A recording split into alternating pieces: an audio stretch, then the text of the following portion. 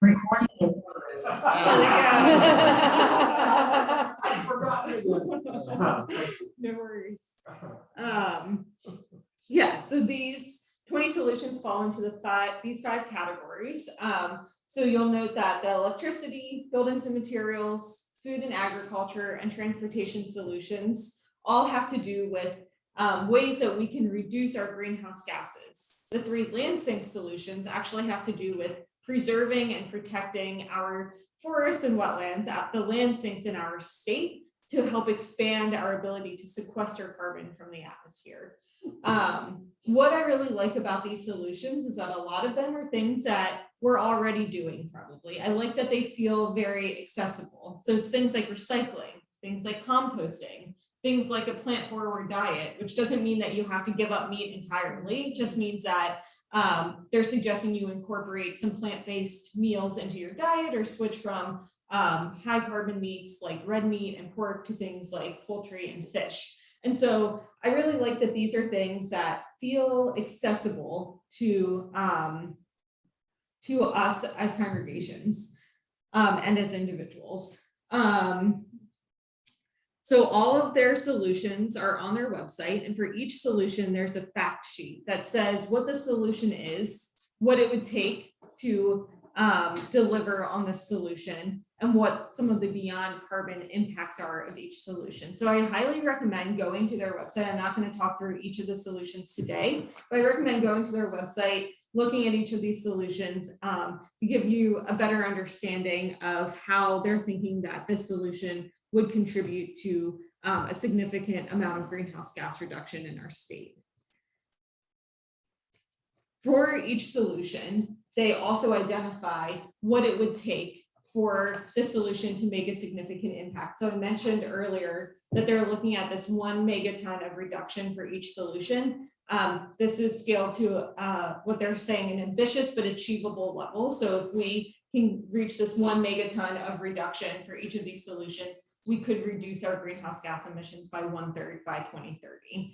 And so for each of the solutions, they kind of lay out what this would look like. And I think this is really helpful because I hear 1 megaton of reduction. I'm like, what does that even mean? But then they say we would need, to eliminate 2.5% of car trips. Like I can kind of think about a little bit what that would look like. We're diverting 2 million tons of organic waste. Like that's a concrete number that then you can work with. And so for each solution, they say what this 1 megaton of carbon reduction would look like. So that's something else that's on their website on each of these fact sheets, which I think is really helpful to help you think about like what that actually would look like. Like I said, these solutions are scaled to what they're calling ambitious but achievable levels. And so this graph just kind of shows how they're looking at this reduction. So the top black line is a projection out to 2030 with business as usual model. So if nothing were to change, that's our total carbon emissions out to 2030. The gray wedge shows our current carbon sinks. So how much we're currently sequestering through our wetlands, forests, things like that. So then this bottom gray line here shows the net emissions, again, is business as usual projection. So our total emissions minus what we're currently sequestering is this bottom gray line. And then the colorful wedges below show how each of the solutions would contribute to that total carbon reduction. So you can see that if we are able to achieve this 1 megaton of reduction for each of the solutions, you can see how significantly it's projected that we could reduce our carbon emissions. This graph is on their website. You can play around with it. You can like move the wedges up and down so you can see how like each of the solutions, if we did more with one solution, less with one, you can kind of play around with it and visualize the graph that way. Another tool that's on the Drawdown Georgia website that I think is really helpful, they just released this last month. It's their greenhouse gas emissions tracker. So it's showing across the state where our greenhouse gases are coming from. And you can zoom in by county too. So I haven't done that here, but this is on their website. So you can click on your county and you can see along the side here, they've got the emissions divided into 5 primary sectors. So transportation, industrial, commercial, residential, agriculture, and forestry. So again, the first 5 are the greenhouse gas emissions, and the last one you can see how much you're county is currently sinking, sequestering from the natural environment that's here. So this is a great tool to click on to. One, you can kind of see across the state the areas that have the most emissions, the less emissions. You can see down here in the Okefenokee, it's pretty green, pretty low emissions. We're sequestering a lot of carbon there. I'll talk a little bit more about the Okefenokee later in the presentation. But I think this is a great tool. There's also a webinar on their website that you can watch to learn more about how they developed the tool. It's being updated every month by a team of researchers. But I think it's a great way for us to kind of visualize where our emissions are coming from, where the need is most, especially in our own counties, for carbon reduction. So is it in transportation? Is it in the commercial sector? Like kind of what's contributing most to emissions in our own cities and towns? As I mentioned before, one of the things that Drawdown Georgia team looked at is the beyond carbon impacts. So this is recognizing that each of these solutions have the ability to impact the local community beyond just their ability to reverse climate change. And so looking at the impacts of these solutions on our communities and realizing that there are many positive impacts of most of these solutions, but there are also some limitations or drawbacks to the solutions as well, and just kind of recognizing those and being aware of them. So they were looking at how is this solution going to impact equity, the environment, public health, and the economy. And I think a good example of this is for the rooftop solar solutions, saying rooftop solar not only has the ability to reduce our carbon emissions, it also has positive public health impacts because it is a renewable energy source, so it's reducing our reliance on coal and natural gas, which we know is contributing to air pollution and other public health impacts. However, one of the drawbacks is that solar is still pretty expensive and is not necessarily accessible to everybody in all communities. And so they're kind of recognizing that in these solutions. And so I think it's really helpful to kind of map this out and see what are the benefits, not just for the ability to reverse climate change, but how is the solution actually impacting the community? How accessible is it to the community? And again, for each of the solutions on the fact sheet, you can see all of their beyond carbon impacts as well. And this really aligns well with the work that we do at GIPL. Our work is really rooted in environmental justice and in the recognition that what we're doing to our planet is not just impacting the planet itself, but is also impacting our communities. And it's oftentimes the communities that have contributed least to the environmental crisis that are the ones who are impacted the most. And so recognizing the ways that low income, minority, and other vulnerable populations are affected by climate change and how these solutions have the ability to either uplift those communities or again, making sure that our solutions are accessible to all of our communities across the state. And we'll talk a little bit about one of the ways to do that at the end of the presentation. We'll talk a little bit more about this, but I think the beyond carbon impacts are such an important part of the Drawdown Georgia work and are really important to keep this work rooted in environmental justice. So I'll talk a little bit about how you can implement these solutions. So I don't need to talk about green teams too much. You all have a green team. Christine is the leader, if you all don't know that, one of the leaders. And so if you all are interested in joining the green team, talk to Christine, talk to us about the work of green teams. But green teams, I just want to say thank you for all the work that you do. Everybody who's on the green team, you all are our grassroots organizers. You're the ones who make the things happen. You're our main point of contact in the congregations. You're identifying which solutions to implement, helping the congregation think holistically about ways to reduce carbon impact on site, thinking about ways to engage the community in this work. So all of our work is really filtered through our green teams. And so I want to just say thank you and that we're here to help you. We'll come to meetings, we can do green team coaching. We're here to consult with you and help you figure out how to implement these solutions. So we have a number of ways that you can engage in these solutions. The first of which is through facilities opportunities for your congregation. So you all have participated in our PowerWise program. I know you've done quite a bit of retrofitting in your building.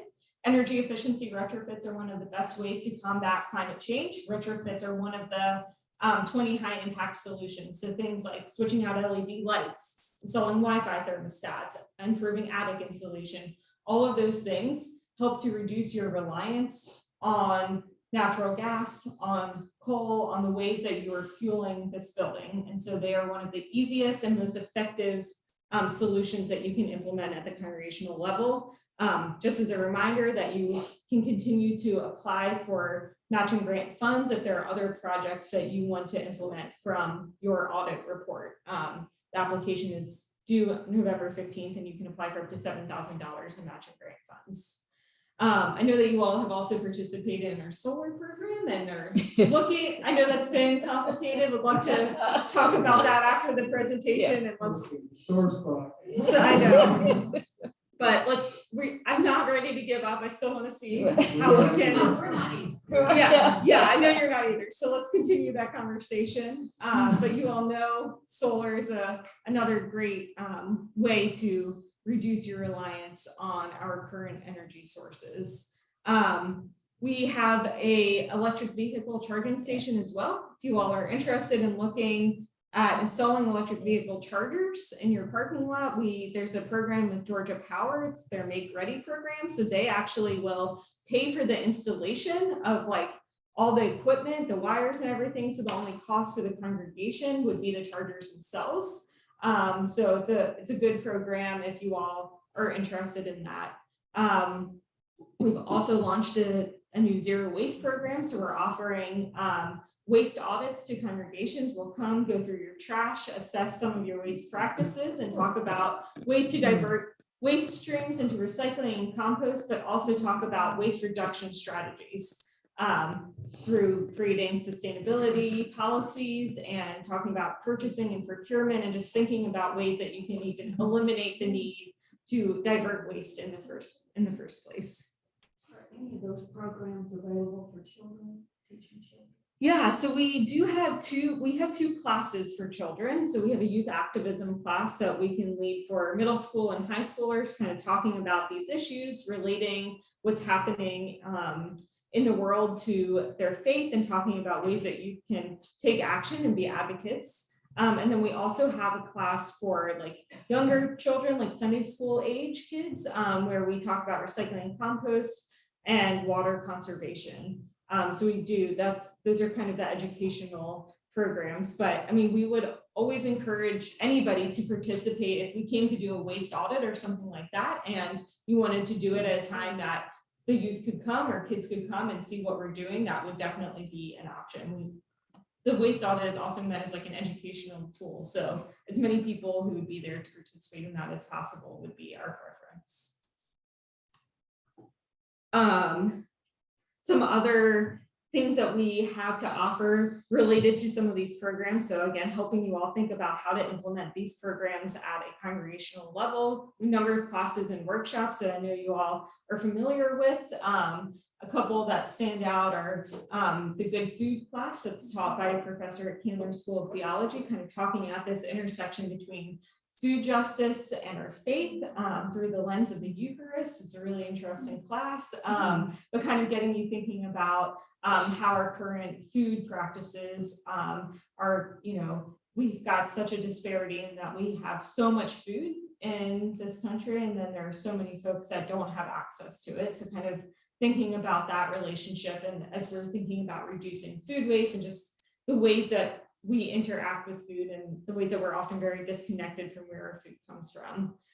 We also have a zero waste class that kind of goes with the audit, where we talk about zero waste principles and practices and how you can kind of engage in this at home and in your congregation, and thinking again about the ways that talking about some of the myths of recycling and how you can actually recycle properly, what you do with plastics, what actually gets recycled, where your recycling goes, things like that. We have some Four Directions Fund money, which I know that you all have also applied for in the past, but this is some seed grant money to help you implement creation care projects of your choice in your congregation. So this is a way that if you want compost bins, or you need some extra funding to help start some project or initiative, you can apply for up to $500 in seed grant funds. Here's some other ideas for how you can engage your congregation in some of these solutions, planning meatless meals for your congregation or at congregational events, biking or walking or planning carpool opportunities if you're going to travel together somewhere, doing a tree planting event. We'll talk a little bit more about this, but we are the next program that I'm looking to develop is a sustainable land use program. So hoping to get some tools, resources, and funding to congregations to do community gardens and tree plantings. So look for that from us sometime in the next year. But we, even now, before we launch that program, could definitely help you all get some resources and ideas about tree plantings, native trees, where to plant trees, things like that. And if you don't want to do that on site, we can help you look into doing that somewhere in the community. Mentioned writing a sustainability policy for your congregation that details how recycling and waste is handled, where you're purchasing things from, procurement guidelines, things like that. And then in that policy, you could include things like banning hard to recycle materials like styrofoam and things like that on site. So a lot of these solutions that we just talked about can be implemented at the individual and congregational level, like things like composting, reduce food waste. You can do that here, you can do that at home. The other set of solutions are best addressed through policy and advocacy, and this is the third kind of branch of our work at GIPL. So recognizing that although there's a lot that we can do as individuals, a lot of these issues are systemic in nature and are best addressed at the policy level. So dismantling the systems and structures that are perpetuating injustice in our communities. And so we work at the local, state, and federal policy level. We offer advocacy trainings to congregations. We'll teach you about the legislative process, talk about our policy priorities, teach you how to set up lobby meetings. We can come to lobby meetings with you. We can help you set up letter writing campaigns, do a letter to the editor event, things like that. We also have an environmental justice 101 class where we kind of dive into what is environmental injustice, where are we seeing environmental justice in our communities here in Georgia, and what can we do about that? So I'm going to talk a little bit about some of our current policy priorities and ways that you all can get involved. So right now we are working with the Public Service Commission. The Public Service Commission is a 5-member elected body who regulates Georgia Power. So they regulate things like where our energy comes from, what plants Georgia Power operates and maintains, how much we're investing in renewable energy, who has access to things like energy efficiency programs and solar. And a lot of this happens through what's called the Integrated Resource Plan. The Integrated Resource Plan is a document that Georgia Power files with the Public Service Commission every 3 years. And it's basically their roadmap for how they plan to meet Georgia's energy needs over the next 20 years. So they submit this to the Public Service Commission, and then there's like a 3-month period where the Public Service Commission reviews it. It's a time for individuals and organizations to intervene in the proceedings. So this is the place where we say to the Public Service Commission, we want to see more energy efficiency programs. We want to see more just solar policies. Those are our 2 main priorities in this proceeding: is energy efficiency and solar. And the solar piece that we're working on is expanding a policy called net metering.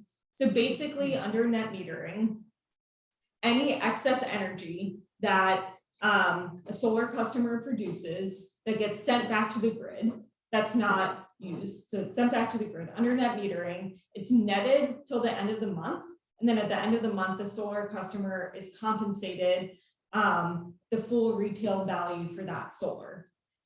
Without net metering, any excess energy that's sent to the grid, the solar customer is only getting back the wholesale value, which is about a third of the retail value. So net metering is really important because it makes solar more affordable. It makes it so that you're fairly compensated for any excess energy that you're sending back to the grid.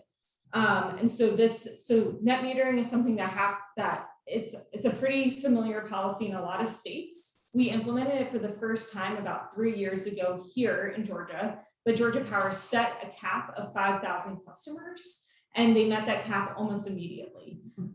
So there's obviously a need for there to be more participation in this program. Like I said, it helps make it so that you're fairly compensated for anything that you're overproducing. Any new customers that get solar, like right now, are not automatically in the program. So what we're advocating for is for the Public Service Commission to scrap the cap on that program so that all new solar customers moving forward can participate in net metering. So I'll talk in just a minute about how you can take action on that. The second kind of piece of our work with the Public Service Commission is the rate case. So this is the proceeding that directly follows the IRP. And this is where the Public Service Commission determines how much of the cost Georgia Power can recoup and who will pay those costs. So thinking about how much homes and businesses pay for their electricity and making sure that we are paying fair rates. So there are a couple of actions that you all can take. So one, if you're interested in working on the issue of net metering, you can write a congregational letter to the Public Service Commission. So we have sample letters that we can send you all that can talk about this issue. You can add a paragraph or two with your story. I know you all have been working on solar for a long time, so you could talk about why you want solar, how net metering would help you be able to do this. And then we will review the letter. We have you all sign the letter and then print 5 copies and send one to each member of the Public Service Commission. So if you are interested in this, please let us know. We'll send you that sample letter. We'll work with you on refining it. And you can, it's one of the best things that you can do is just have the Public Service Commissioners hear from you all, hear your personal stories, hear why this matters to you, why solar matters to you as a congregation, as people of faith. You'll also scan this QR code, and I can send it out as a link after, but if you all want to take out your phones now and scan the QR code, it's going to take you to a form that's already populated that you just fill out, and it'll send a message directly to the commissioners about net metering. So I'll give you all a minute if you do want to take out your phones now, but also send it out in a link after. So how open does the commission seem to be to going in the direction we are trying to go? Is there a lot of resistance to it? Is there openness to it? Well, good thing Cody just showed up because he probably can answer that better. How open is the commission in net metering? Yes. Yeah, I'd say that it varies a good bit, and that it varies month to month based on who's putting the most amount of pressure on them. I'd say that the buildup in Georgia around solar has been so significant that many of the commissioners feel like they have to do something. They don't know what that something is yet, and they're not decided on what it is, but it seems like they have to do something. And so, yeah, my recommendation would just be to push for them net metering. I mean, there are a couple of other things that they can choose to do, and they can choose to the level of cap that they might choose to extend the net metering by could be small, or it could be large, or Are we about reaching the? We just are building a house and doing solar with it. Well, I think we got in on the net metering program, but they kept saying, "Oh, they're getting close because the cap they're reaching the cap pretty soon." Is that accurate? Yeah, the cap has been met. It has been. But that doesn't mean all of those projects have been installed. So it means that they've been put forward or bid into or whatever. The cap has been met now. So what will happen next is the commission could say, well, we'll raise it by another 5,000. Or they could say, we'll open net metering up, and that the best case scenario is we open up net metering with no cap for the next 3 years until the next IRP and rate case, and get Georgia Power to do a cost of service study on the program to actually determine what it's costing them to run the program, what the impacts to the rate. No study has been done on how net metering actually affects Georgia Power here in Georgia. So we don't know if it helps or hurts. Well, we know that it takes a little bit of money away from them, but it's negligible. I mean, I think, the cost shifting for net metering, I think it's going to cost them maybe $2 million, which sounds like a lot to us, but to them it's no. I mean, they spend $150 million a month on Plant Vogel alone, so there's no money for them. Yeah, so the ask to the commission would be please expand net metering for everybody. I mean, I can say too that there's a small chance that there might be some like nonprofit carve-outs or carve-outs where congregations might get access to net metering permanently or some things like that, but yeah, just the more pressure that you can put on. It's the one thing the company doesn't want to do, that the commission knows that they have to do something about, and that people should be putting the most pressure on. What does Georgia Power, so in effect, they're just profiting whenever anyone installs a solar system, they're getting the profit. So yeah, they're just able to, I think I heard, I was listening through the door because I don't want to interrupt. So I heard that Hannah talked about what monthly netting is. And so just to dive down on a little bit deeper, what the numbers would be like, you, if you have a solar system on your home, if you don't have a solar system on your home, you probably pay 8, 9, 10, 12 cents kilowatt hour is what you're buying your energy for. If you have a solar system on your house and you're not in net metering, then Georgia Power will buy your solar back for, let's say, 1.5 to 2 cents a kilowatt hour. And then they'll sell that same power to your neighbor for 10 cents, 11 cents, 12 cents a kilowatt hour. So they're making money on not paying you for the energy that you generated. They're paying you just a very small fraction and then selling it to somebody else. Where in net metering, you're getting the benefit of the asset that you bought and produced. Not to mention the increased incentive for other people to go solar. Right. I guess they, in some ways, they see it as we don't know, but they kind of see it as a potential loss because they're getting energy that they can sell at a profit, even under the net metering. But I'm still reducing my use of their energy by doing solar. So yeah. Like there's a trade-off. Yeah, their job, as they would see it, they wouldn't say this, but what I would say is to sell you power, not to help you save energy or save money. So whatever allows them to sell power or build more assets to profit their shareholders, that's what they do. Or else they would have many more energy efficiency programs for people to take part in. They would have larger rebate programs. They would provide net metering programs. I mean, South Carolina has net metering, Florida has net metering. We're surrounded by states that have great net metering programs. There's also another, and I don't really network so much and understand all that's going on inside of Columbus State, but about, I don't know, 1.5 years, 2 years ago, the technology department had gotten a grant to sort of do a rapid prototype app that would help benefit people with net metering so that they could even, it would be not just going back to Georgia Power, but it would be a point-to-point opportunity. So it's not just a one directional opportunity, but it's, you know, it just expands the grid for who you would buy and sell from. And so they're trying, I think, still to rapid prototype this type of app. And if Georgia could go that way, it would be just yet another way to increase that benefit. I don't know, maybe Brian Schwartz might know some of the folks in the technology department. But. That's interesting. Thank you for these questions. Yeah. Just a quick question. Yeah. For those in here who haven't voted yet, are y'all able to tell us who you would recommend for the Public Service Commission? Is that something? Without getting us closed down. We're not allowed to We can't recommend tell you. candidates. Okay. What I would say is that you can do Research. some high level research. I'm inclined to believe that the choice will be maybe.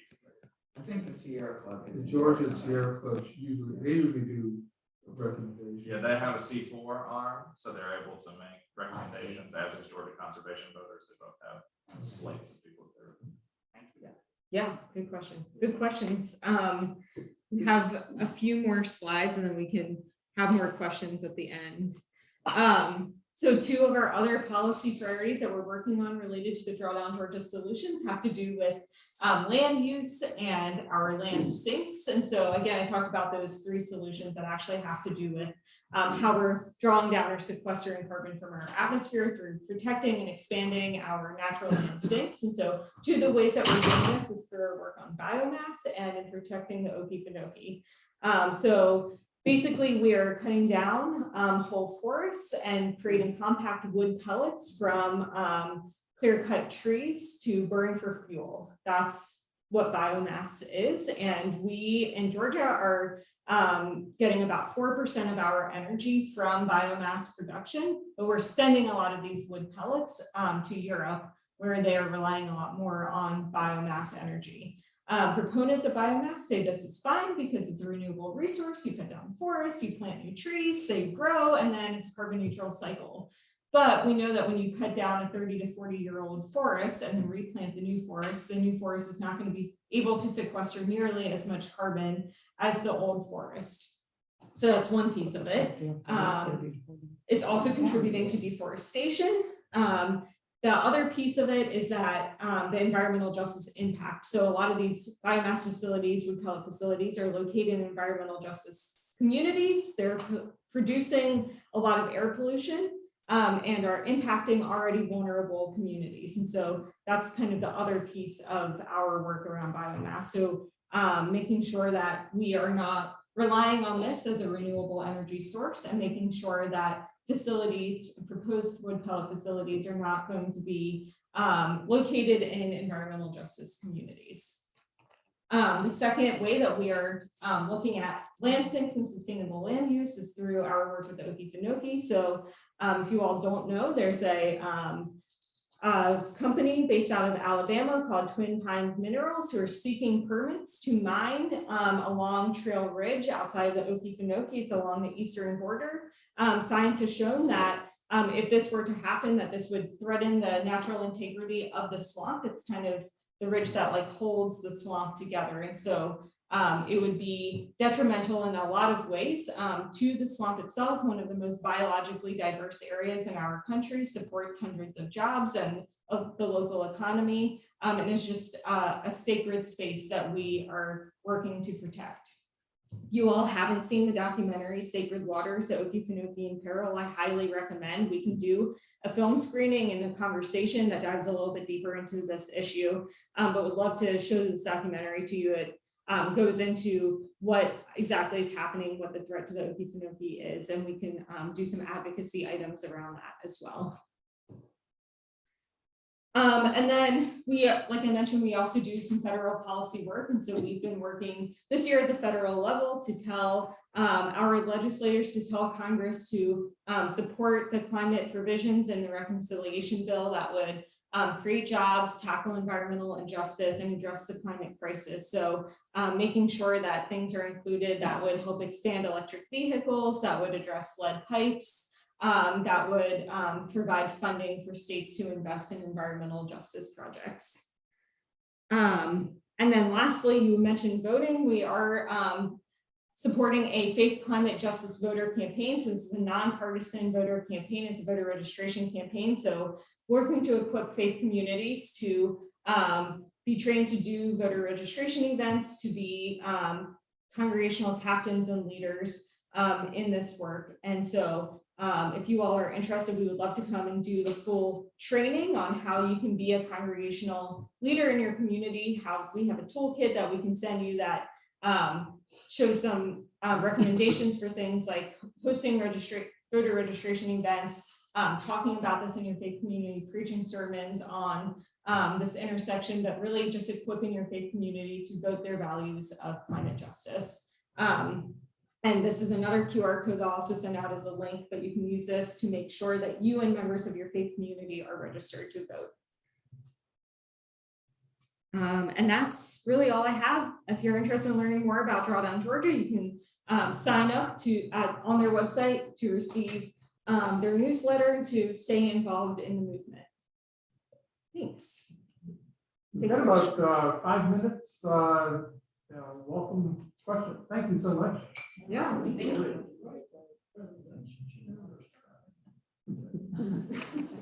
Just, I'm kind of just in your work at the federal level. Are you working with just the agents, the various agents? I mean, you're not working with legislatures. The reason I'm asking is because I'm pretty hopeless that we're going to get a whole lot of good legislation anytime soon. So I mean, that almost seems fruitless to me. But I just wonder, are there agencies you're trying to work with that seem to be more open to trying to do some of these things. Yeah, well, I'll let you talk about some of our work with the EPA if you want. Yeah, I can do that. Okay, I mean, we've been working with OSOF and Warnock's offices. I mean, they're great supporters of Yeah. this. So I think, we've just been, thanking them for their work and showing encouragement and encouraging them to work with their colleagues on passing some of this legislation. But I mean, I definitely hear your frustrations. I guess that the urgency that is felt to get something done and the frozenness of it, Yeah, especially at the federal level, just absolutely frozen to be able to do anything. I guess I'm just thinking, why look there? We've got a lot of other things we could be doing. yeah, Spending a whole lot of energy on trying to talk to, hoping that something will happen in the legislature. yeah.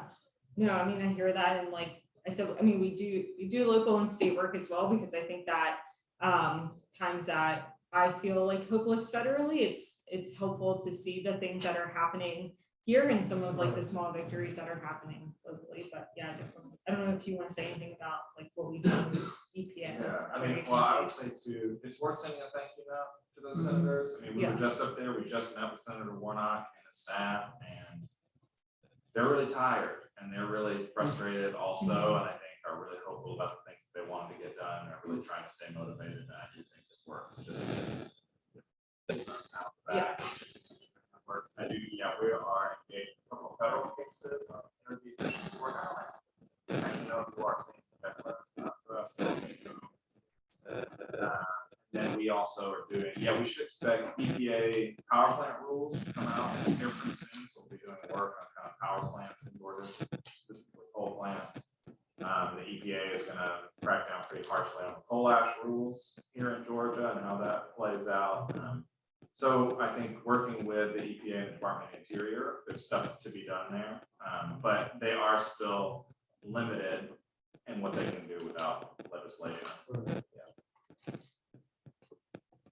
Yeah. I have a question about electric cars. You know, Okay. every time I hear it's time to renew my tag, Okay. they, the state tax on $200, just to have an electric car. Okay. Yes, or more than that. And why is that? Can we not get that changed? And I think it's not, Because it's an electric car. yes. It's not encouraging people to No. It's really not. cars, so electric cars, so. I don't I'm not I don't knowledgeable enough know. to speak on it, but I can tell you, I can send you something this week on it, on what it is, Yeah. to look into and see what it is. But that would be a good type of thing to tackle in the meantime. I think Georgia has one of the highest, penalties for buying the electric car. And we don't have any state rebates either. Got this big plant coming over near Savannah. For electric cars, so that might. Yeah, I think that's like a great state level issue to work on, and kind of ties into like the beyond carbon things that I was talking about too, of like looking at, are these solutions accessible and how do we make them more accessible? Yeah. Sometimes it's like, I'm just, from what we're saying, I'm thinking that maybe the private sector sometimes will have a whole lot more leverage, because this Kia plant. They're gonna wanna Brian Kemp was sell just cars, here. so, maybe they'll have some leverage to get after whoever's decided electric cars need to have a tax, an extra tax. Didn't we discuss at some point having a station? So we talked about it, we talked. How do we move forward? Uh, I think we have a good I mean, it location. sounds, Yeah. it sounds like if we just buy the equipment. Yeah, so I can send you the information about the Make Ready program. So it's an application that you fill out, and once Georgia Power approves, and you would work with them to do the installation, and then you can select whoever you want to do the installation of the chargers. And so we can make recommendations for installers that we've worked with that do electric vehicles that could install the chargers themselves. But it's right now seems like the most affordable way to do electric vehicle chargers, because like I said, most of the cost of doing EV charging stations is the installation and the wiring and all of that, and that's what would be covered. And so you're looking, depending on how many chargers you put in, like $4,000 to $7,000 roughly. So is this something they just do for like churches, or would they do it for individuals? So I think the Make Ready program is a commercial program. Yeah. Thank you so much for a great presentation. Yeah, thank you. Thank you. We've got a couple announcements. For the next 3 weeks, next 3 Sundays, we will not be having adult formation sessions. This next week is Memorial Day weekend, and we'll have a session then. Then the following two Sundays, on Pentecost Sunday, on Trinity Sunday, there are some parish events that are going to be occurring at 9:30 in the parish hall, and we would like to encourage people to be involved in that. We have a let's see, on Pentecost Sunday, there's a reception for new members, a welcoming event for them, and this is something for everybody to be involved in. The following week, there's a thank you event for Judy Harding, her gift that was immensely spruced up on the parish hall, and would like to have you involved with that. The following Sunday, on the 19th, we're going to be starting a new Sunday adult formation series dealing with prophets, spokespeople for God, that is based on the first lessons in the lectionary. Karen Nicholson is going to be the first person leading off on that, and certainly hope to have you involved in that series. One final announcement. Tonight, 6:30, CBEM has an event dealing with transgender issues, and actually this is the first of 2 or 3 events, monthly events, dealing as part of their Striving for Justice series. And I strongly encourage you to be involved in that. If you contact or go to the CBM website, you'll see a spot for accessing a video to be watching prior to things, but and you'll also see the link, or you'll see a spot for registering, and then send a link to be part of that event. So a lot of stuff occurring. Thank you for being here today. Thank you both for being here today. Yes. I want to say thank you to Christine and the green team. Yes. This has been a great 5-week, great presentations, and we Absolutely. thank you very much. Yes. Thank you, everyone. Yeah.